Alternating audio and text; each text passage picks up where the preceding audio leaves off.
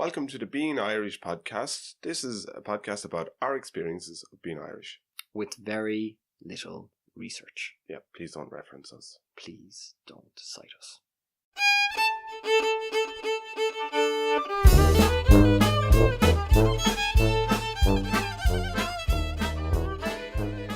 Welcome to the podcast. My name is Patrick. And my name's Padraic. And this week we'll be talking about the Irish overseas, or out farden, as they say. Now, but before we do that, just a quick intro, because we've done this before and I want to know. Can you tell which tea I've given you? I know you said you can't usually about these things. Okay, no, I can't. Alright, okay. Yet again, my inability to sense any kind of a difference in the taste of the tea that I have been given. We were in a cafe earlier on this afternoon, ran by, I believe... Japanese people. They're Japanese lovely. people? Okay. Yeah. One of them's Korean. She's lovely too. Okay. And they served me tea and I did not know what that tea was. And then this morning, before I got on the bus to travel up here to Dublin, since we are talking about people travelling overseas, in my case... Dublin's overseas, right? Well, for some people. If you're coming from Cork, it is. Okay, to be fair, it's only a foreign country if you're forced to live there. That is some people's opinion, not mine, but I have effectively heard that. Yep. Now, they may have prettified it, or frankly, some people have stated it outright, but for some people, Dublin is, as far as they're concerned, an entirely different country. But for a lot of people, they're like, if you have a nice cup of tea, wherever you are, it's like home, even if you're out foreign. Well, I find it comforting. Yeah. Just for the record, it's Lions. But okay. Because I know you're a tea drinker and other people who are sometimes in the house are tea drinkers, I bought the old school tea leaves. Oh, right. I you might wish I appreciated that. Unfortunately, I drink by volume. All right, okay. Neither by quality or brand or anything along those lines. It's just I need a certain amount, right? And as long as it meets that amount criteria, it's pretty hard for me to give out. Well, I won't. I won't give out. I paraphrase Hagrid from Harry Potter when I say you'll find no small cups in this house, and I appreciate that. Though, speaking of being Irish and overseas, if there's one thing that I suppose defined me as a person when I left Ireland, I think for the first time, was the sudden realization that I couldn't find a cup of tea for the life of me in Paris. Because the very first time I left Ireland, on my own as an adult, just to prefix, I had been in Manchester as a child, but that was the furthest I'd ever actually travelled before I hit adulthood. And when I was in college, I went on a trip with one of the clubs from college to Paris. And very nice. Yeah, it was, and it was a great weekend. I had a lot of fun. Yes. Yeah. But I really started to crave tea about 24 hours in, because up to that point, you're on a trip and we were out and about and we're doing this, that and the other, and there was the entire novelty of being in a different country and etc, etc, etc. And it's Paris, and Paris is lovely, but I really started to hanker for it after 24 hours, and I was desperate for a cup by the time I got back. I mean, so desperate to find something that actually resembled anything that could even be passably described as tea. And as I've already pointed out, I have absolutely no qualms when it comes to tea. I don't care, who makes it. I don't care where it comes from. I don't care if it's a tea bag or if it comes in some kind of a fancy contraption that brews it, inside of some kind of steampunk-esque contraption and then serves it to me on a doily or something like that. I don't care if it's in a plastic cup or a paper cup or a china cup, as long as it's tea of a certain volume with a dash of milk, and I am happy. All right. Sweet. No, I used to be sweet because I used to put 2 teaspoons of sugar into it, but I got better. That's probably not too bad, but it's still, I would find that sweet. Have you any conception of the amount of tea that I could drink in the course of a day with the amount of sugar that I was adding to it? Yeah. I could have given myself diabetes at the rate it was going solely through tea consumption. That's actually why I stopped drinking or having sugar in my coffee, because one day I just sat down and I went, wow, this is how much coffee I drink per day. And I put 1 spoonful of sugar, and I tried I was like, maybe I'll put honey in it instead for a while, but and I was just kidding myself, so I just went cold turkey and stopped putting sugar in. That was like a I did the conscious same decision. thing. And It's a lot of tea, a lot of sugar per week. You know what, though? This is the thing. Unintended consequences. This is a true unintended consequence, right? So, I stopped putting sugar in my tea because I think about it and I realize it's bad for me. So I do this. And Is this back to big dentistry again? No. Being the real winners? This is going back right to home. This is going back to the heart. And I don't know, maybe a few weeks, a couple of months later, I'm up home visiting and I am there in the kitchen at home and my grandmother sits down beside me. And my mother, as is her wont, says, within about 30 seconds of me coming in the door, do I want a cup of tea? To which I reply, yes, of course. Thank you. But no sugar. And she turns to me and she looks slightly surprised. And I'm like going, yeah, I've been thinking about it. I drink far too much tea to drink sugar with it. I just can't. The thing is, I always took sugar in my tea since I was a child, as did my grandmother. And we were the only two people in the house who actually took sugar in our tea. Right. The problem being that when I made this declaration without actually thinking about my grandmother being there, she actually, as I kind of like just looked over, I could see that there was this kind of look in her eye of I don't know what the word is, sadness. I thought we were allies, Padraic. Where's the solidarity? It was just the entire thing. I was like, well, I think like she because it was something she would always comment on from time to time, that it was just her and me that would actually take sugar in our tea, and then it was just her. I was like going, that was your thing. Yeah, like one of those kind of like one you completely take for granted. You never really think about until you say something like that, and then you kind of go, oh, and then I felt ridiculously bad about it. What do they call tea in Mayo? Do they call it tea or tea?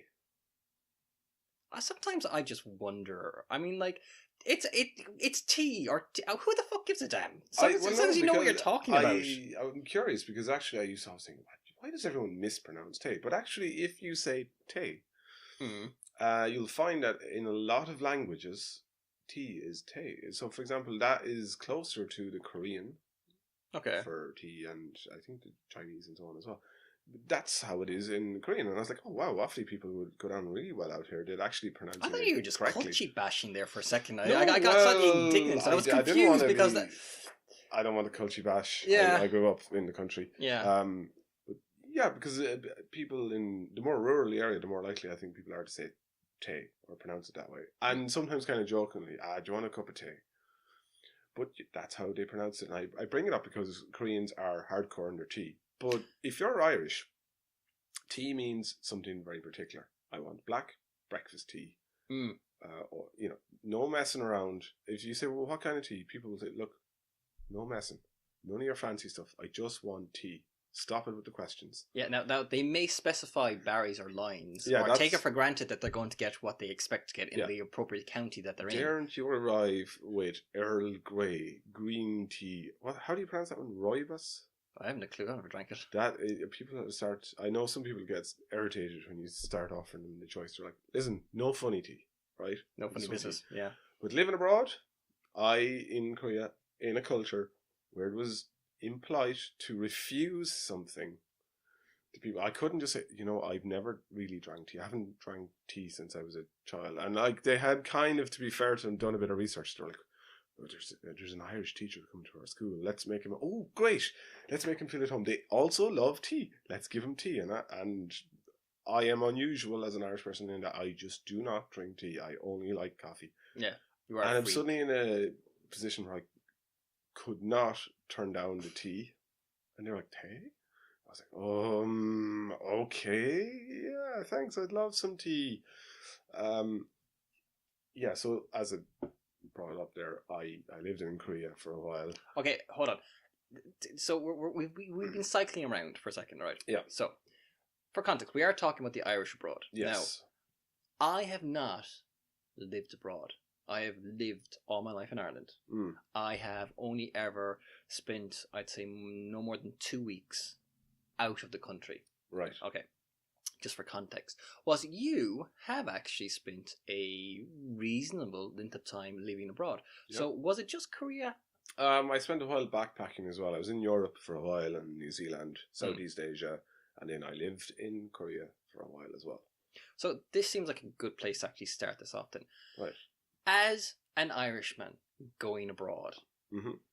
what were the things that like really did just jar for you going to Korea, going out of Ireland? And what were there any major adjustments? Were there things that you just kind of went, God damn it, I really miss rashers? Did you have those moments? Yeah, You know? yeah. No, we had a whole bunch of those. And actually, just while we're on it, the guy I travelled with when I was backpacking was also called Padraic. It's like I only know people who are called some version of Patrick. It's good for you. I suppose there are a couple of things at the end of it we missed. You know, neither of us are those kind of people who are like, oh, well, back home they do it this way, or I really wish it was like this. We were both adventurous. We wanted to have our breakfast the way to have it in Germany. We wanted to have our soup served in a bowl made from a loaf of bread in Budapest the way the locals, you know, we wanted to eat all of the funny foods and so on. But after being away for a very long time, we missed potatoes, sausages, pork, I think missed tea. I'm not too keen on tea, and good Guinness, because in a lot of countries you'll get, you know, air quotes, Guinness. You're like, oh dear God, what is this slop and why is it €15? So those are the main things I think that you'd miss. Because there's a lot of stuff, like when I lived in Korea, I went down, I lived near an open market. It's in a city called Ijeongbu, whose only claim to fame that I can see is that's where MASH was set. Oh. Right, and of course it was a lot different back then. It was a village, really, Ijeongbu. Okay. But it had the open air markets where you can go in and buy all your vegetables and your fruit and so on. I got potatoes to make myself mashed potato one day. It was a very sweet kind of potato. No, it wasn't sweet potatoes. It wasn't like the potato you got back home. They were white potatoes. It was just ever so slightly sweeter than the ones that we eat, and they weren't quite as floury. Okay. Yeah. But yeah, there were various different things. I was immediately identified as Irish everywhere I went for obvious reasons. Yes, you do look rather stereotypical. Yeah, we were going out on a pub crawl type thing one night. I was being set up by the people who ran the hostel. It was for everybody to get to know each other. I arrived downstairs and went, damn, actually, it's a little bit chillier than I thought it was. I'll go back up and I'll grab my jacket. I went back up, it was only 2 flights of stairs. Meanwhile, everybody had gathered and realised, actually, we're missing one guy. And I went, oh, there's 2 Irish people on this. Brilliant. We'll just wait for the guy to come back down. And I arrived down on the last step of the stairs, just kind of shirking my jacket on, just getting comfortable. And I looked up and everybody looked over at me and went, well, I guess this is the Irish guy we're waiting on then. And I hadn't said anything. I was like, oh, right, I suppose it's obvious. They could not believe that my name was Paddy. They were like, you're Patrick?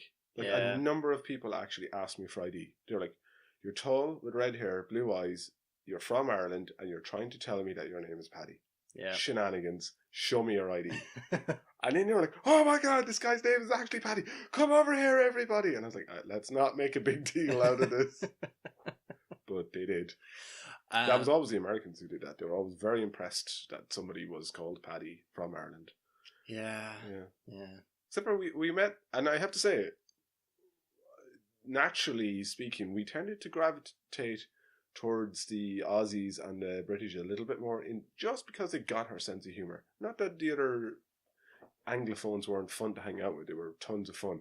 But just sometimes, if you cracked a joke, you would find that, you know, someone from Scotland or England or something would, you know, they would get it. Like, they'd laugh first, you know. Okay. So, if we want to talk, though, about the Irish abroad, I think we could either go and start with, to be fair, either the UK or America. I think both of them very equally in a lot of respects. Now, whilst we have been travelling to the UK for much longer, our connection with the States is particularly pronounced. Yeah. So, how about we start with America and the Irish-American culture and the connection there, because we started our connection with America very early on in its history, but we had one significant moment in time vis-a-vis the Irish famine and the mass exodus from Ireland that happened around that time to the States, which had a significant impact on how America developed. as a nation. I think that's fair to say. And the Irish influence in the States is still to be seen to this day, even though the amount of immigration between Ireland and the States has significantly dropped off, and the amount of actual Irish who are living in the States now is much smaller. Just to qualify that, like first generation. First generation, like if me and you moved to the States. Like, by comparison, though, the amount of Americans who claim Irish ancestry of some description or other, I believe, is something in the range of 40 million. Yeah, the Irish diaspora is really impressive. It's actually huge. It's just staggering. And there was some kind of moves to have the diaspora be allowed to vote in presidential elections, I think. Yeah, and that's on the cards at the moment, I believe. It's certainly something that's... We're beginning that dialogue around that. But it's the diaspora, even if you only want to go first or second generation, even just first generation, they vastly outnumber us. We have gone everywhere. Yes, when it came to going abroad, our first instinct was to arrive and then apparently to procreate with anyone. Yeah, not just among our own. Though. Yeah, it has to be good crack, otherwise you wouldn't be married to someone now who wasn't good crack. But when we got over there, we got dug in. We stayed. So when it comes to America in particular, Irish American culture is a thing, Yes, and very particular kind of thing. It is a very particular kind of thing, and it's sometimes very weird to experience it from the other end, as in being Irish and then meeting someone who considers themselves to be Irish American and being very proud of that heritage. It's an odd thing to have conversations with them when they're talking about how they think about their heritage and they think about Ireland compared to you or me who live in this country. Isn't it fascinating though to unpack that, because in a way we're talking about our experiences of being Irish, and of course we're a very particular type of Irish. We're two lads of a certain age, we're both white, we're both, we both lived here all of our lives pretty much and so on. But when the Irish Americans tell you, oh, you're Irish, I'm Irish too, what gets talked about is really interesting. What the sort of outside perception of what it is to be Irish. Yeah. I mean, this happened a good bit when I was backpacking. I'd meet, Americans who were like, oh, I'm Irish. My grandfather is from insert town. Everybody thinks that everybody in Ireland. There's a perception that Ireland's really small. Now, to be fair, I, on a different trip to Paris, was with a bunch of people walking down the street, and one of the guys ran into someone who he hadn't seen in years, and the girl who was with that person turned out to be his third cousin. So as these things go, on occasions, that stereotype unfortunately is a lot truer than we'd like to admit. But somebody would say, did you know my grandfather, the O'Driscolls from wherever in Cork or Tipperary? No, it isn't a village, to be fair. I don't actually know all 4.5 million people or whatever. But another thing was, one of the guys immediately went, oh, I'm Irish too, and he whipped up the sleeve of his shirt and showed me a tattoo he had of a really lovely tattoo of an Irish Celtic cross, quite a complex thing, and he was really hardcore Catholic and thought that this was going to be, we're going to be in there, we're going to be buddies, we're going to talk about our Irish Catholic heritage, and of course I'm not religious, so I was just like, and I'm also not really the kind of guy who just immediately whips up his shirt for almost any reason, to be honest. So I was but again, let's just good skincare. Exactly. It was at night time though, so it was all, I could have if I wanted. Had I tattoos? Yes. And I was like, all right, I didn't really know where to go with it, to be honest. He was sort of nearly aggressively Irish. He was like, I'm so Irish.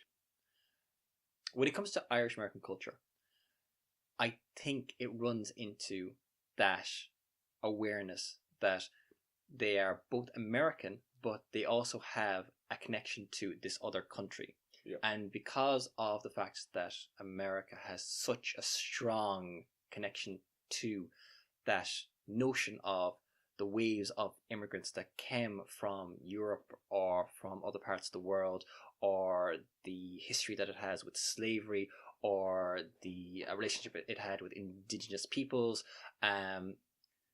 it's very aware of the fact that as a nation, it is a melting pot, and I think that because of that, people like to be able to also establish, aside from the fact that they are American, that they also have this deeper connection to a nation or a culture that has that, I don't know, gravitas almost. Does that make sense? A certain kind of vintage when it comes to cultural history and weight, and as you said, gravitas. Because like when you think about it, Irish culture in America, we do have certain particular key points in history that you can look at American culture and say the Irish arrived in the 1840s because of the potato famine, right? And then you had this huge involvement in the American Civil War, arising out of a number of different factors that came in there, and the Irish fought in significant numbers on both sides of that Civil War. And then in certain parts of America in particular, it's very distinct that the Irish were very involved for a long time with the politics of those cities, with law enforcement, with criminality. Disproportionately so, really that we were involved in law and politics, and it's one of those things. I mean, like if you watch a film that was shot in the 1930s, 1940s, or if you watch a movie that is set in that period, or in the 1920s, or the turn of the century, and it's in the East Coast of America in particular, then the Irish beach cop, the Paddy on the beach. Oh yes, with the accent, or the Arabic accent, and the local politician, the up and coming, representative.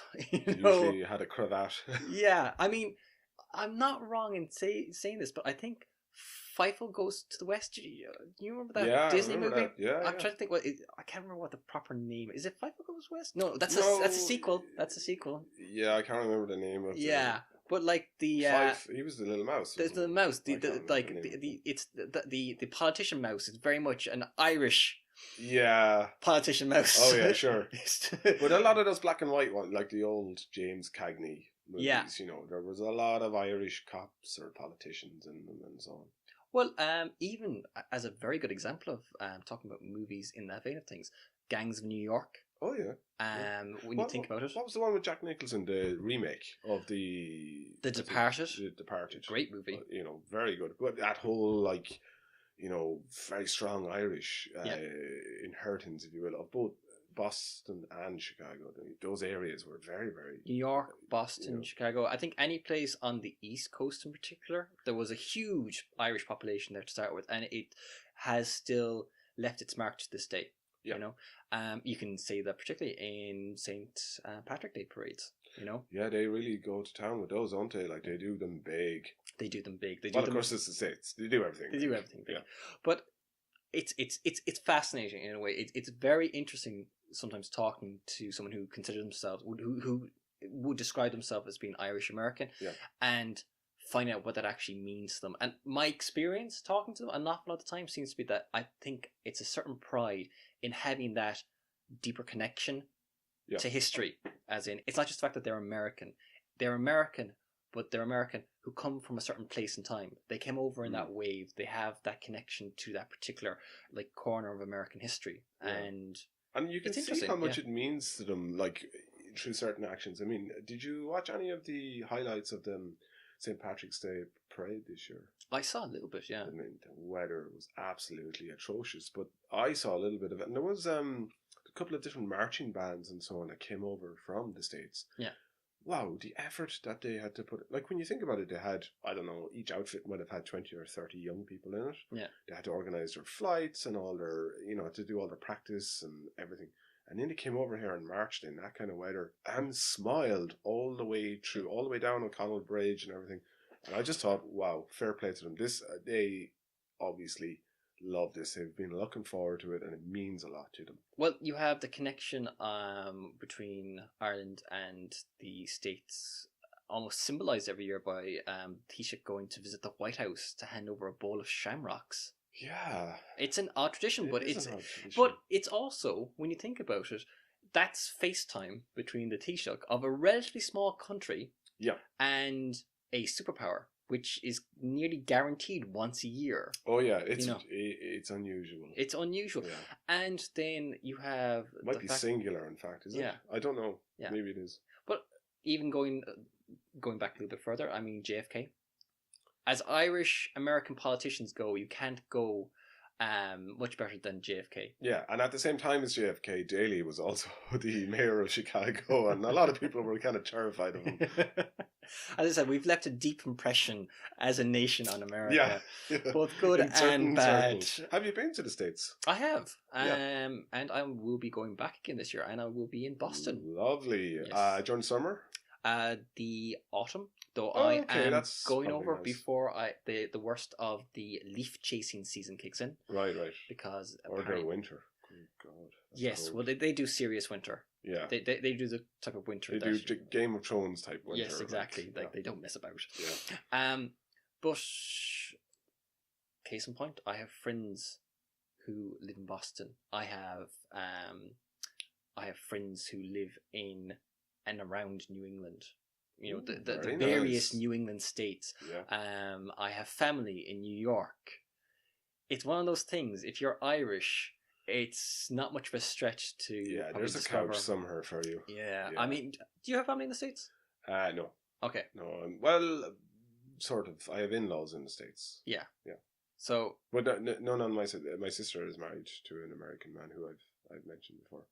But he lives here. Yeah, but at the same time, I mean, like, it's kind of those connections kind of build up. And oh yeah, I've no doubt if I went over to the States and I asked one of the lads, they'd be like, "Oh yeah, sleep on the couch, whatever." You know? And hi, Scott. Yeah. And their worst fear is like, oh, he's never going to leave now, is he? Yeah, and like Irish people are like that. They actually would show up on your doorstep with a sleeping bag rolled up under one arm.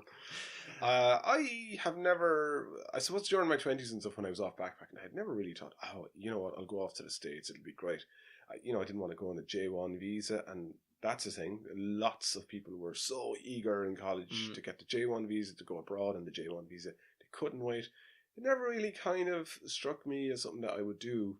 So when I finally did go to the States there a couple of years ago, we went to California first, and I was not prepared for how much I was going to like California. Okay.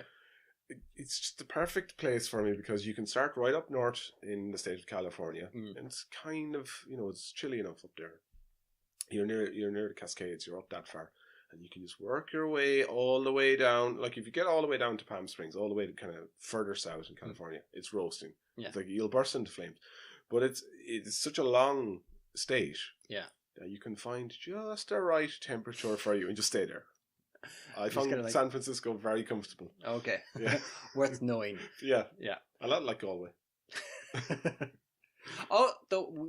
I think probably should mention though, if we're talking about Irish Americans or the Irish in America, to this day we still have an issue in regards to undocumented Irish in the States. A really big one. And we really don't have the same population of first generation Irish in the States as we once did, but there's still a significant number of Irish over there who are there on visas, and those who are there without visas and who are in the same boat as the other vast number of undocumented workers and visitors and whatever. Yeah, living in the States. But it's kind of telling that when Donald Trump was clamping down on undocumented workers and so on, that the Irish were suddenly very like, the Irish government were like, hold on there, the Irish undocumented are kind of special kind of undocumented though. Sure, that's all right though, right?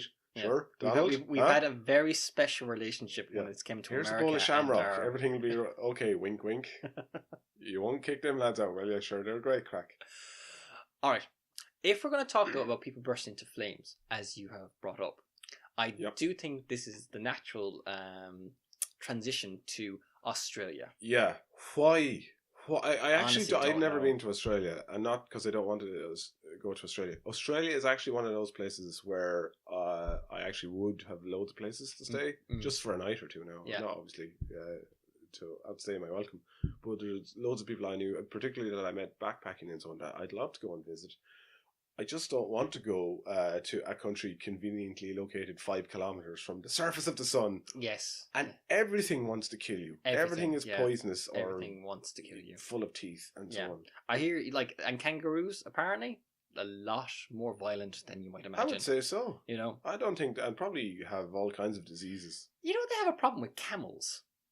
Packs of camels roaming around the place. I read that somewhere. Yeah. Did someone tried to farm them or breed them, and then they just ran off into the desert? I think it's one of those things that they were looking at pack animals that they thought would work well in Australia, and someone said camels. That seems like a natural fit, and apparently it was, because they've just taken off. Yeah. And literally, they're now just roving herds of camels in Australia. Bizarre. They should figure out some way to either monetize that or eat them. I don't know. Also, koalas. You know, koalas apparently, again, not as cute and cuddly as you might imagine. Yeah, wasn't that Ace Ventura's theory that koalas were actually quite vicious creatures? Is that where drop bears come out of? I can't remember. I don't know. Could be. But Sydney is just, I don't want to say riddled, but like Dove Ladini, Blackwood people from Ireland. I really hate the fact that you don't want to use the phrase riddled with Irish, but at the same time, that's the first thing that came to your mind when you were thinking about Sydney. So many Irish people. Anyone I've ever met who lived in Sydney for a while is like, oh God, sure, didn't I meet my neighbour over here? You're like, what? You're going to actually meet more people that you know in Sydney probably than you would. I know a couple who are married now, right? And they met each other in Australia, and it turns out that they were just from down the road. I work with a guy, and he met his wife while they were in Australia, and it was the exact same thing. They were literally neighbours from home, and they met in Australia. Yeah. And they found out we were actually like spitting distance away from each other, and they are also similarly now married, kids, the whole 9 yards. So, and you better than Tinder. Yeah, just go to Australia. It's a lot more expensive though. But I mean, like, it's a numbers game, isn't it? Yeah, true.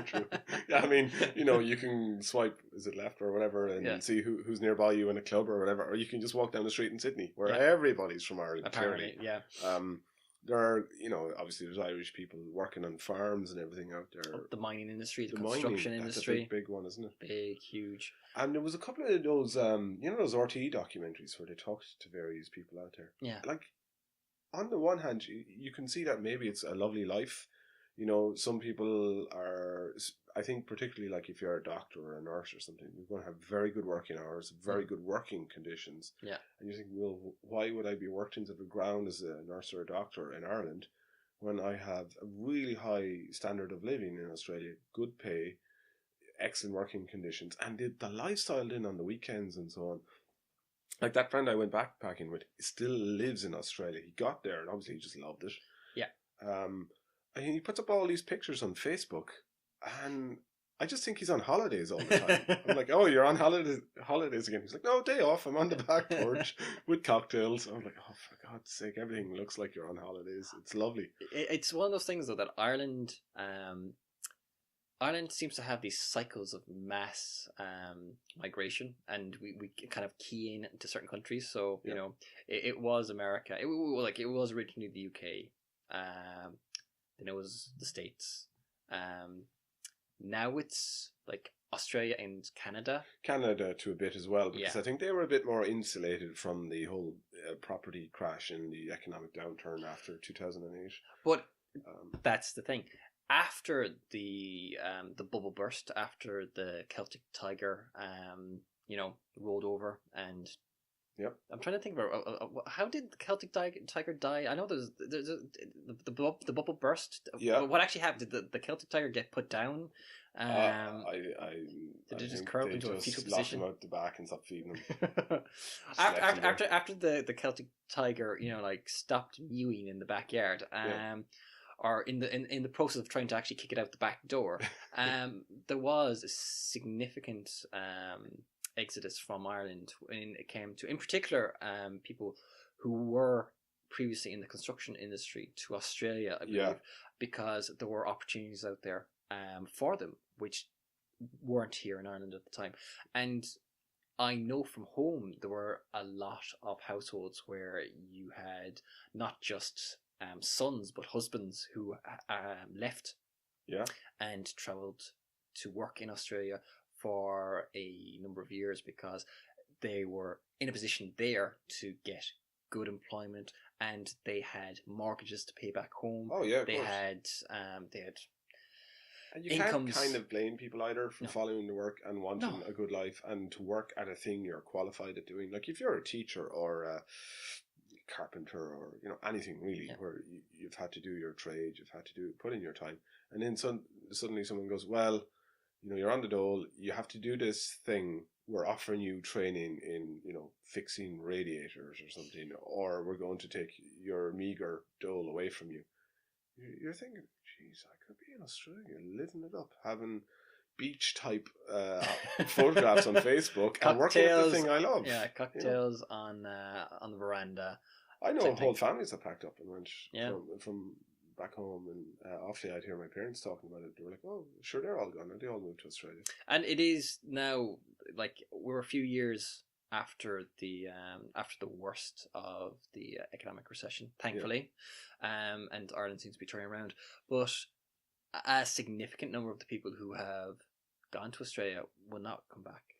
It must be really hard because I think the draw of the homeland is always very, very powerful. Because a lot of people who have come back were like, "Oh, we just couldn't stay out there. I mean, we'd love to stay there, but like if we want to set up a family or just be close to our own existing extended family and so on, we just miss home too much." And it must be a really difficult thing to do to make that decision to just, this is us now. We're never coming home to Ireland. And it's a decision that some people have made, and it's now going to lead to like the next generation of Irish Australians. Yeah. And there's going to be a bit of a bubble of We're all going to be Irish doctors, nurses, carpenters, plumbers. And maybe one of these days they will, flee back to the homeland. Or maybe not. It depends. Yeah. And when you're abroad as well, suddenly everybody's as Irish as they think they can be. And trying to speak really bad Gaelic, and you're like, those people know you're talking about them, right? And that is not the word. Yeah, we've talked about this before, but everybody's really Irishing it up. There is no one as Irish as an Irishman abroad. Oh, absolutely. Yeah, that I think is the most Irish you can be. Yeah. And the worst thing is, though, especially if you're very conscious of the fact that you're Irish and you're inside of a group that's multinational, then you feel like you need to actually hold up your end of things when it comes to like national pride, and thus say that word again. You're like, no, you're embarrassing. Also, the entire levels of alcohol we consume when abroad is, I think, somewhat influenced by, unfortunately, the entire thing of going, okay, we're Irish, well, we have to put an effort in now, so I guess it's liver poisoning for me. Well, when I was in California, we were going up to the mountains on the bus, and the bus driver was actually just this lovely, lovely man, and he's like, I've always wanted to go to Ireland, and he was chatting away, because we were sitting up the front, me with my travel sickness, and he was, I've always wanted to go to Dublin and just get into a drinking match with a guy, and I was like, oh geez, I don't know, that doesn't sound like fun at all, but it's happened to me all the time. When I was in Korea, I would continually bump into American guys in the military, guys and gals. Lovely bunch of guys. Happened to hang out with a lot of medics for some reason. I don't know what that was for in the US Army. Those guys can drink. Yeah. They're just mental. Like, I'd be out for the night, having a few slow ones. I could go home whenever I wanted. They had a curfew, so they were in a hurry. They'd be home by midnight. It does focus your attention. When you've got a time scale you have to work to, and you're definitely going out there with a specific goal in mind. And if they didn't get home by midnight, no, they didn't turn into a pumpkin or anything, but they were kind of locked out till 4 a.m. Okay. You could come back in again. I don't know why, but just you could like if you could get by it was a cooling off period, you know, without looking too drunk at 4 a.m. you were off the hook. Like it was fine. But sometimes they would like try to come up to you and say, "Oh, you're Irish, are you? I'll race you," and you're like, I really just want to enjoy my point. Oh God, but I suppose I'm here and I'm Irish, so I'm obliged to do this now. Oh, all right, fair enough. Line up the shots. Yeah, I've never enjoyed that at all. No. I have to say. Yeah, and people kind of expect you to be drunk as well. Yes. Or, that you will go drinking with them. Now, to be fair, I do like a pint on a Saturday night or whatever, but these guys would drink so much that they would go back then and, I don't know, I'm not going to name names or whatever, but they would do Should I say it? I don't know. They're probably not there anymore. I'm sure they'll be fine. They took themselves up to an IV, right? to beat off the hangover the next morning. And I can't remember the name of the drugs they used to take, but they called them Ranger Candy. And they take 2 or 3 of those. And I was like, oh, what are they? Like, the Americans have much more kind of hardcore drugs than we have available over the counter. I mean, like, we They were for when you got shot. That's what they were for. They were fighting a serious hangover there. Yeah. Well, no, they'd get up and they'd be fine. Yeah, because they're rehydrated. Yeah. And they were drunk to their eyeballs. Yeah. I was like, jeez, can you smuggle one of those? That sounds smashing. I just have one there in my apartment. Don't bring that into this country. Do you know what that kind of stuff would do? Oh my God. There's a lot of people taking notes now, I'm sure. Yeah. All right. So, okay, we've covered America. We've covered Australia. I think we should probably talk about Canada now. If we're talking about like the outliers. So Canada, it seems like a smart choice. If you have the option of going to another country and you're Irish and it's going to be for an extended period of time to work or study or whatever, Canada seems like a really good option. I mean, they're English speaking to start with, which is just convenient. Yeah. All right. They do have a connection to Ireland to start with. They sure do. But they also seem to be reasonably well governed and have a healthcare system. Their politics are much closer to Europe's than, say, the US. So it just seems like you're less likely to get shot or to die of dehydration. Yeah, and not conveniently located 5 kilometres from the sun. I don't understand why more Irish people haven't cracked onto it. I know a lot have, but you would think recently Irish people would start going there in waves in the same way that they've gone to Sydney or Brisbane or wherever. Well, I had this sneaking suspicion that the people who stayed in Australia are the Irish who can handle the sun, and the ones who are coming back are the ones who can't. So they're moving to Canada. The genetic makeup of Ireland is increasingly becoming paler because like anyone who can go someplace nicer where it's sunnier basically can either stick it or they can't, and if they can't stick it, they come back and they continue to actually procreate, which means that the Irish population is just going to get whiter and whiter. And our resistance to the sun is going to become increasingly poor. And that's we'll just camouflage. That's what it is for when the snows come. I think eventually we'll just end up. I believe it's Morlocks. Morlocks. I believe we are like this is how Morlocks happen. You know. Morlocks. Morlocks. You know, time traveler. Oh, sorry. I didn't know what that was there for a second. It is Morlocks. I think it's the Morlocks. I'm not making that up. I'm not imagining that. I am going to nod politely. Oh God! Okay, moving on. Canada. Yes, Canada. It's nice from what we hear. They have maple syrup. They have maple syrup reserves. Maple syrup apparently is the most what's the word? It's the most foraged or most fraudulent food in the world. More things pass for maple syrup that really just aren't. I love the fact that there was actually a heist on their national reserve of maple syrup. Yeah, that happened. Yeah, it's genuine maple syrup is expensive. Yes. Yeah, but I'm sure it's lovely. I actually saw a friend of mine went over to Canada there a while back. And she stayed there a good while, and she stayed with some family. And they were extracting the maple syrup from the trees itself and coming back to gather it. And she said she had it on pancakes, and it was divine. It was like nothing you would get over here. I guess we don't have proper maple syrup. I think we get a lot of fraudulent stuff here. I think it's like 5% dilute or something. Yeah, like that. It's just got plastic and honey and anything else in it, basically. Like I have a friend who is also now living in Canada, and I don't believe she is going to be coming back anytime soon. And she loves it. Like she took to it straight away. And anyone I know who's ever travelled to Canada and spent any amount of time there seems to have come back speaking very highly of it. You know, if it was something that they had the option of staying there long term, or if that would have worked for them, then I think by and large they would have said yes, Canada, you know, is a good option. And it does make a lot of sense when you think about it. And they've got some really important Irish connections. So Scotland and Ireland had a lot of settlers arrive over there around Nova Scotia, New Scotland, and that kind of area of Canada, and they took all those traditions with them.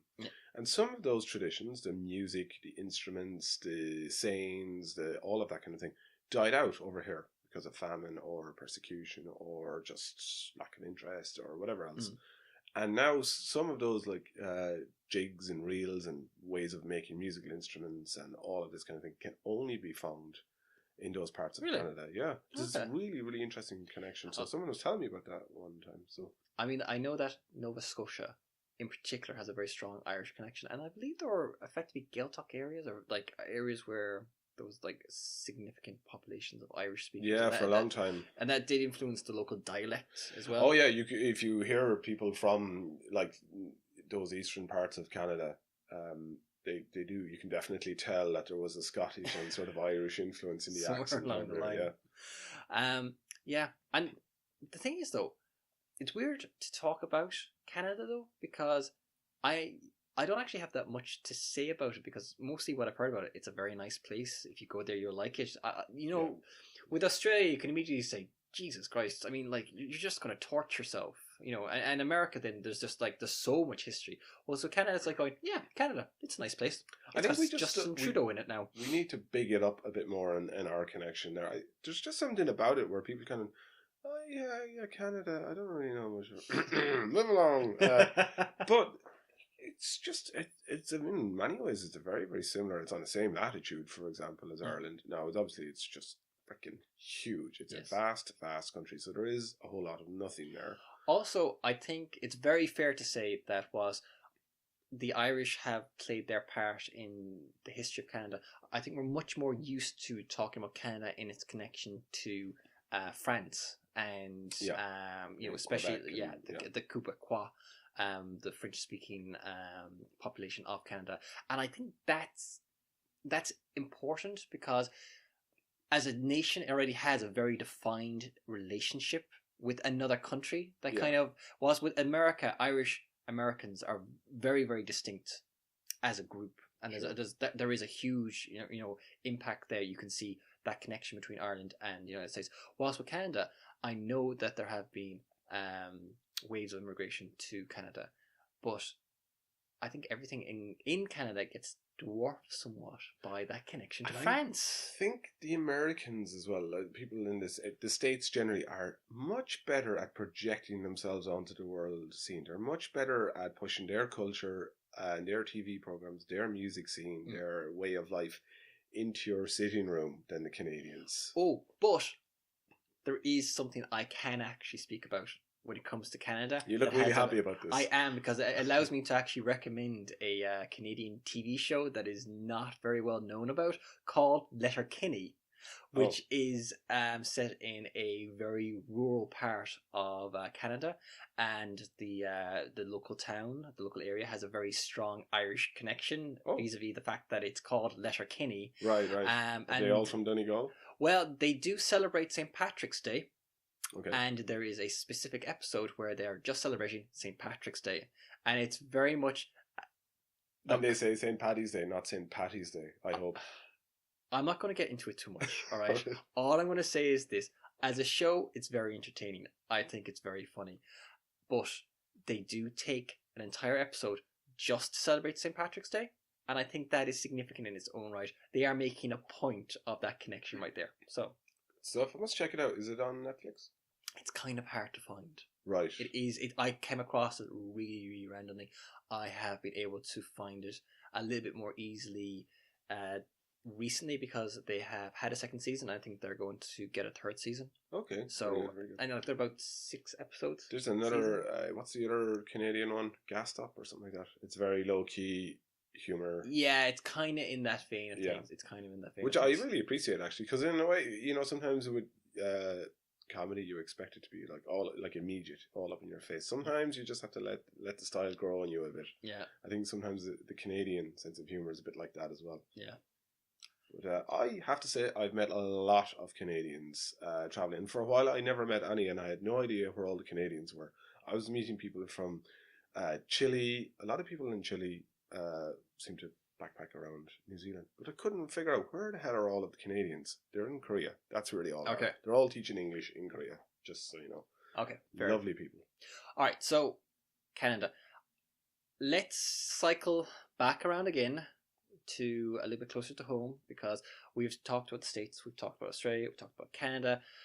But as we said at the start, if there is one country that we have spent more time in as a people than any other, it's got to be the United Kingdom. Yeah.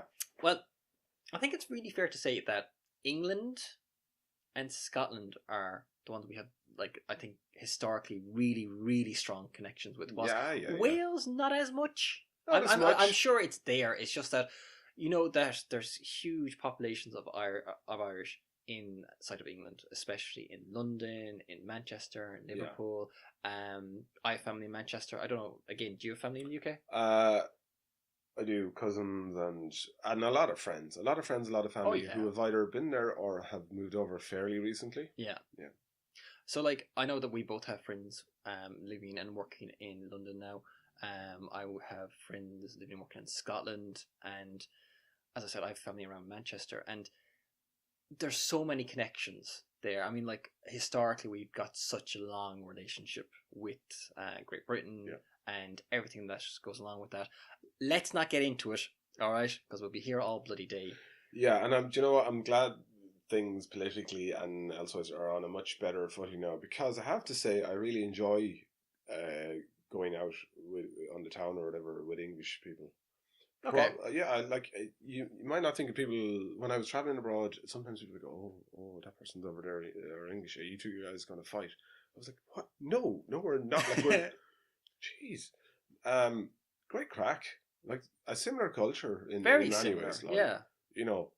I mean, we bounce off each other. Very well, I think. We have so much media that comes in from the United States, but compared to the amount that we get from the UK, it's kind of hard to know which one is greater in a lot of respects. Certainly for the majority of time that there has been television, I think the majority of the TV programming that we were receiving was coming from the UK. And it's only in like recent decades that the United States has probably eclipsed the UK in the amount of media that it has produced that we're consuming. Yeah, and I think, you know what, we're a lot more similar to the UK, and you can see that in our TV programming, because if you look at the soap operas, yes, Irish and British, or English predominantly, but a few maybe Scottish ones, I'm not sure.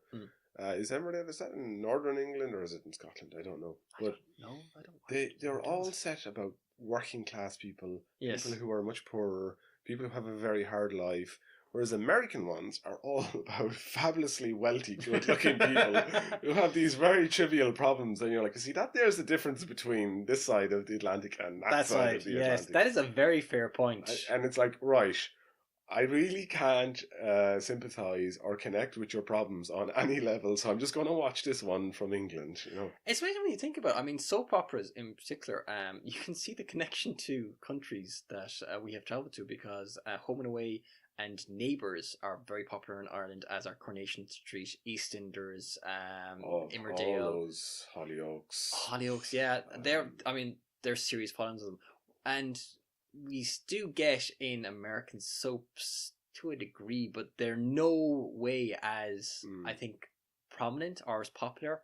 I mean, like TV shows, yes. I mean, Grey's Anatomy and but your granny probably doesn't sit down and watch Grey's Anatomy, whereas I'm sure she watches Emmerdale and Coronation Street. When it comes to like daily programming, I mean, the soaps that are consumed primarily in the evenings are UK soaps. It's Coronation Street, EastEnders, Emmerdale. A lot of people will know who Deirdre Barlow is. Yes. Whereas I couldn't even name some of the American soaps, never mind the characters. Exactly.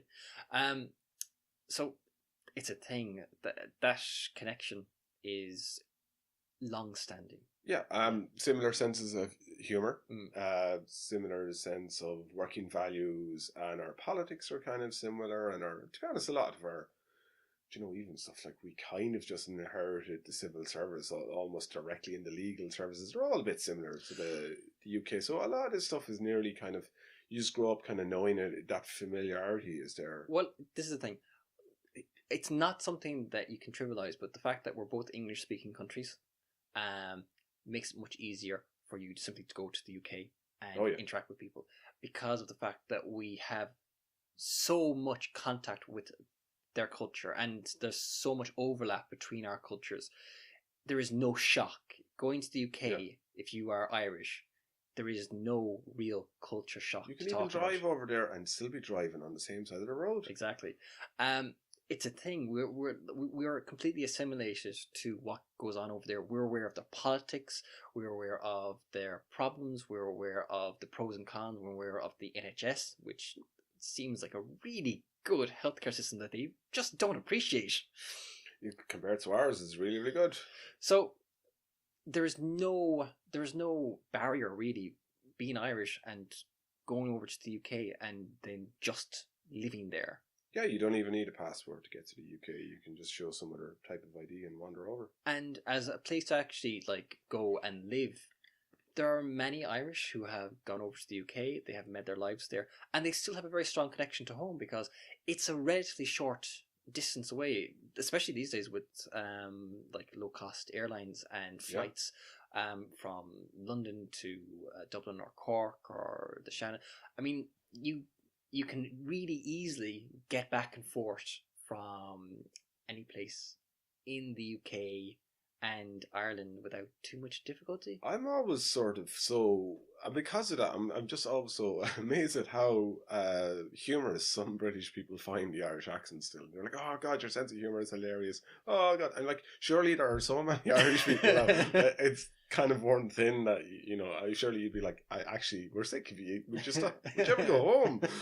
Well, but no, they still seem to find it very refreshing. Graham Norton, very good example. Like Graham Norton is now the presenter of probably one of the most successful talk shows. Yeah, and just the format is so successful. They're trying to take it off in the States now as well. Exactly. And he was also, they recently had on Sky the Portrait Artist of the Year. And he was the person that they actually painted at the end. And his portrait. This is the thing though. This was a Sky production.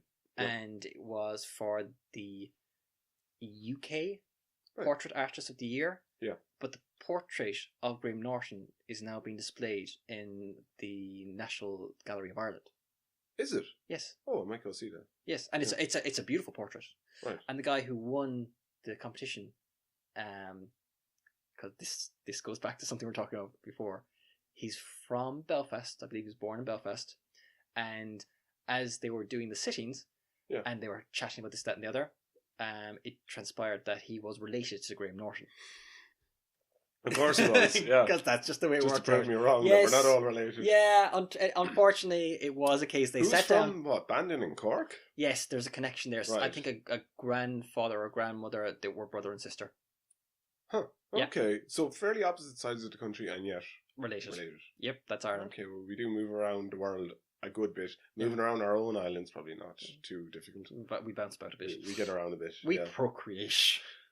Yeah, and I have to say, I always kind of think very fondly of Billy Connolly's. He does a great sketch, and he's talking about you. If you're ever feeling a bit down, and he's Scottish, of course, go to Ireland to cheer yourself up, he says. Yeah, and then he kind of looks at the camera and goes, they're all a bit, and he kind of stoops down kind of conspiratorially and goes, they're all a bit mental, really. And I kind of think, really, are we? I don't know about that. And he gives some wonderful stories, and you can look them up on YouTube.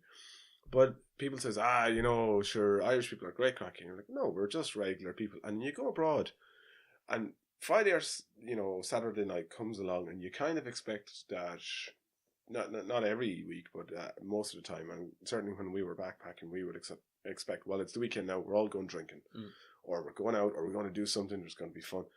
Some peoples in the world just aren't really into all of that, or don't take the same kind of approach to it, or they're not as enthusiastic. And I have to say, I'm not going to point fingers and name countries, but some of you out there really need to up your game when it comes to Saturday night. Like, there's no crack. Yeah, having the crack. You're like, you people are really boring. Come on, for God's sake, let's go out. Okay, this is the thing though. Okay, we keep on going overseas and insisting on Irishing it up, and it's like then it's like pedal to the metal Irish all the time. Yeah, but some people are like just naturally like the Spaniards are great. Like they're great crack. You don't have to go out. I have to say, I found that when we were in certain hostels and whatever, and the Spaniards were there.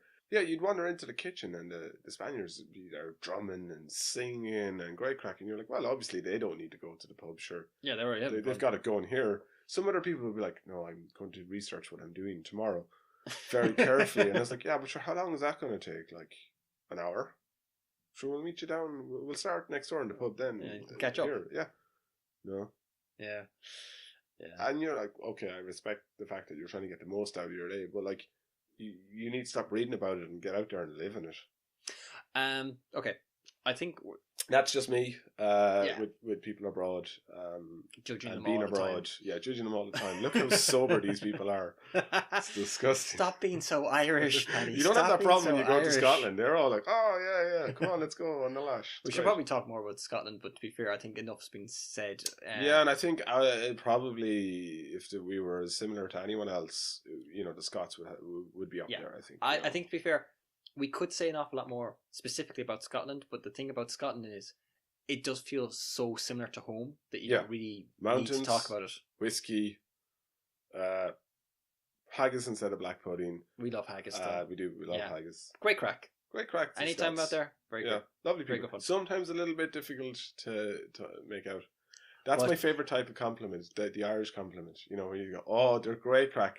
Now, I will say they're a little bit difficult to make out, but lovely. Lovely fellas all together. A little bit psychopathic, but other than that, and being hard to make out, lovely people. And the thing is, they could say the exact same thing about us. Yeah, they're all mental. Stay away from them.